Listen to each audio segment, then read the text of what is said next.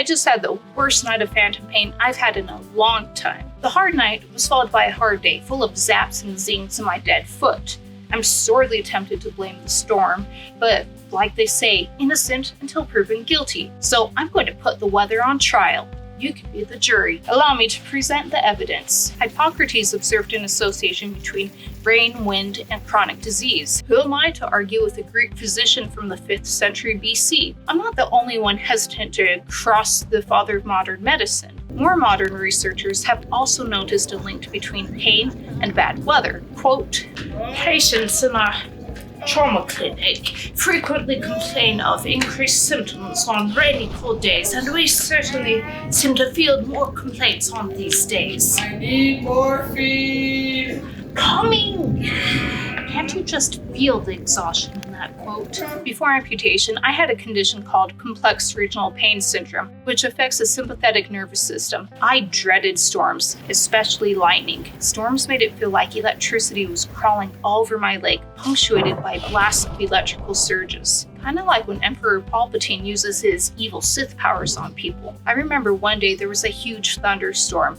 I was 15 miles away from home. Back then, I lived in a cul-de-sac with a friend who also had CRPS. She's on YouTube as One-Footed Phoenix. As the storm drew near, we started texting each other, and it was fascinating to see in real time how our symptoms ramped up as the storm drew nearer. Her pain spiked ahead of mine, but as the storm moved on to where I was, my pain intensified. Another time, I was driving home, but to my dismay, there was a huge lightning storm almost directly over my house. The closer I got to the storm, the more intense it got. I was in so much pain. I felt like my leg was being electrocuted. Needless to say, I became very attuned to the weather.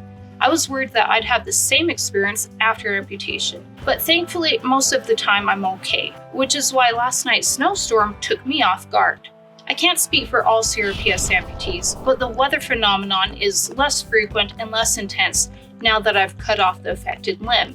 My phantom limb gets a tingling sensation with periodic zaps, which isn't fun, but is nonetheless a definite improvement over feeling electrocuted and tasered at the same time. If you're an amputee, I'd be very interested to hear your experience, and let me know if you're a CRPS amputee or just a regular amputee. In 1887, the American Journal of Medical Sciences documented a case of a man that could predict the comings and goings of storms using phantom limb pain, which is a real superpower. And it also makes me think maybe I should find a job as a weatherman, but I digress. The point is, I'm not the first to observe a correlation between bad weather and pain, but that doesn't definitively prove that the weather is actually to blame for my phantom pain, because correlation doesn't prove causation. Case in point, in the summer, there's an increased consumption of ice cream. In summer, there's also increased crime. So does eating ice cream increase crime? I hope not, because I love ice cream. Just because two things seem to move in the same direction doesn't mean one caused the other. So if I can't blame ice cream for bank heists in July, I guess I can't blame the weather for my phantom pain. Or can I? Researchers have been trying to figure out how weather might affect the body. They've considered neurological, vascular, and biochemical factors, plus atmospheric pressure, temperature, humidity, bone healing, so on and so forth. The interesting thing is that weather intolerance syndrome seems to be especially prevalent in people with hand injuries. The exact number varies depending on which study you look at, but we're talking in the range of 64 to 79%. So I guess I should have gone after my hand instead of my foot if I wanted to be a weather forecaster. In putting this video together, I'm drawing on a particular article from the Orthopaedic journal at Harvard Medical School, which I'll link in the description. Research is very good. Interestingly, the article cited some researchers who reported weather sensitivity in patients with phantom pain, whereas others didn't find a strong association. Those researchers further claimed that the real factor is having a bone injury. I would think chopping my tibia in half would count as a bone injury, but now I'm not so sure. So who's right? Researchers who say bad weather does indeed make phantom pain worse, or those who say it doesn't? There's an important distinction between stating whether something is true versus stating that there isn't enough evidence to definitively say whether or not it's true. That's where this topic lands. Quote, although the literature confirming a relationship between weather and symptoms in patients with fractures and rheumatic disease is not strong, we believe that a relationship does exist, One only has to spend a rainy day in fracture clinic to be convinced of this. It hurts so bad. Get that patient some morphine! Even Greek philosophers have noticed weather affecting pain, but that doesn't mean we've pinned down what exactly is going on. Think about it. The body is a complex system. If you have something major going on, like chronic disease or amputation, it's going to affect multiple components of that system, making it hard to single out what precisely is to blame for the pain. Likewise, what I call bad weather involves humidity, barometric pressure, temperature, so on and so forth. Which of those things are causing the problem, if any? The scientific method likes it when only one variable is changed at a time, but our equation has many factors that are constantly in flux. So it makes sense that science still hasn't given us a definitive verdict. Plus, remember what I said about correlations. What if there are other factors that correlate with bad weather, such as your mood? One researcher I read about raised the question of psychological factors. Does bad weather increase stress, which increases the perception of pain? Maybe I'm not as active when I'm stuck inside, so there's less to distract me from pain. Maybe I'm simply noticing the pain more on bad weather days. Or is it that I'm expecting to hurt when I see a storm brewing, so I notice unpleasant sensations more? The lightning cracked right as I did the evil laugh. That's priceless. You can't plan crazy stuff like this. Maybe observation bias or confirmation bias are at play. If I already suspect bad weather is to blame, I might be on the lookout for occasions that prove I'm right, and subconsciously forget about all the other times my phantom foot got grumpy. At this rate, I'll have to acquit the snowstorm, but not so fast.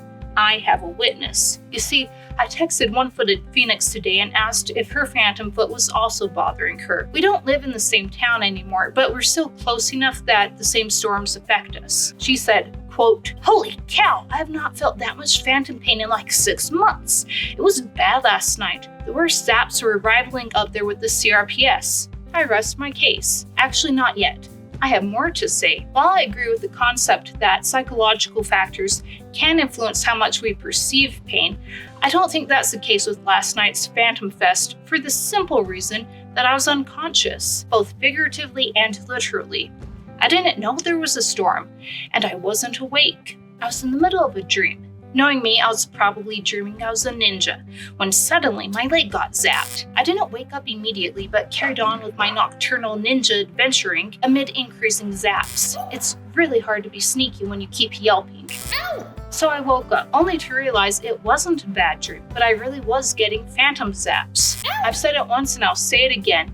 It's awfully hard to sleep when you're getting tasered. I had a long, miserable night, tossing and turning, wondering what had made my ghost foot so mad. I couldn't think of anything I'd done recently to deserve being haunted. In general, my phantom foot has been doing a lot better lately, for reasons I went into in a different video. So it was weird to me that it was suddenly so fired up. It was the middle of the night, so I had plenty of sleepless hours to ponder the problem before the sun rose and I saw the blanket of fresh snow outside. So what do you think? It's still snowing, or at least it was a few minutes ago, and my ghost foot is still mad.